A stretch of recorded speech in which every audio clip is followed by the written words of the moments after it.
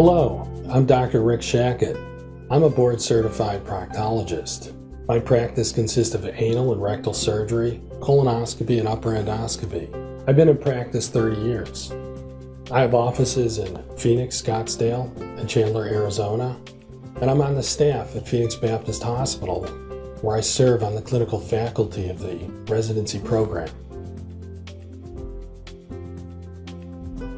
What is the colon? The colon is the lowest part of the gastrointestinal tract. When we eat food, food goes down the esophagus into the stomach, into the small intestine, where it then passes itself into the colon. The food that enters the colon is liquefied, filled with digestive juices and enzymes. This extremely liquefied waste then moves up the right side of the colon, across the transverse colon, and down the descending colon. As it moves the food along, it absorbs water from the colon.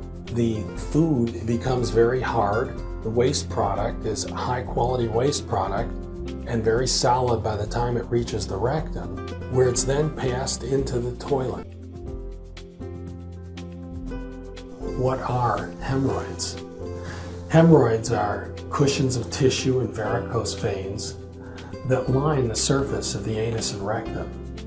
There's internal hemorrhoids that lie under the mucous membrane of the rectum, and there's external hemorrhoids that lie under the skin of the anus. Internal hemorrhoids can be mild, from a slight swelling inside the rectum to a complete prolapse where the hemorrhoids fall completely outside the anus. External hemorrhoids can become thrombosed and swollen with lots of tiny blood clots underneath the tissue. Sometimes these blood clots cause bleeding, and definitely they cause pain. What is an anal fissure? An anal fissure, in simple terms, is a tear or crack in the tissues lining the anus and the rectum. Symptoms common to fissures are pain, bleeding, and itching.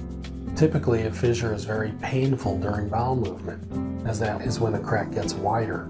Chronic fissures can occur due to lack of healing and scar tissue formation. Fissures lasting more than 3 weeks usually need laser vaporization of the base of the fissure. Fissures occur due to either hard bowel movements or forceful penetration of the anal canal from the outside. How do you get hemorrhoids? Hemorrhoids are caused by 2 main factors. The number 1 factor is genetics. If your mom or your dad had hemorrhoids, you're going to be more likely to get hemorrhoids too. The second most common cause of hemorrhoids is environmental. Environmental factors can be reading on the toilet, which causes an enlargement of the rectal blood vessels. Constipation from poor diet or lack of exercise causes more straining during a bowel movement. Excessive straining during a bowel movement during pregnancy is also a common cause of hemorrhoids. How are hemorrhoids treated? Hemorrhoids are treated with non-surgical and surgical options. Before patients come to their doctor, they frequently tried over-the-counter hemorrhoid creams and ointments first, and they just didn't work. Non-surgical options are my favorite, and I always try those first. Injection sclerotherapy is a matter of putting medicine inside the hemorrhoid that causes it to sclerose and shrink up.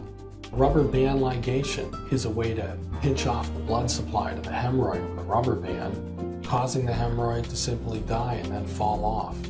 Sometimes hemorrhoids require surgery. A laser can be used, a harmonic scalpel can be used. There's also a procedure called a stapled hemorrhoidopexy, in addition to traditional surgery.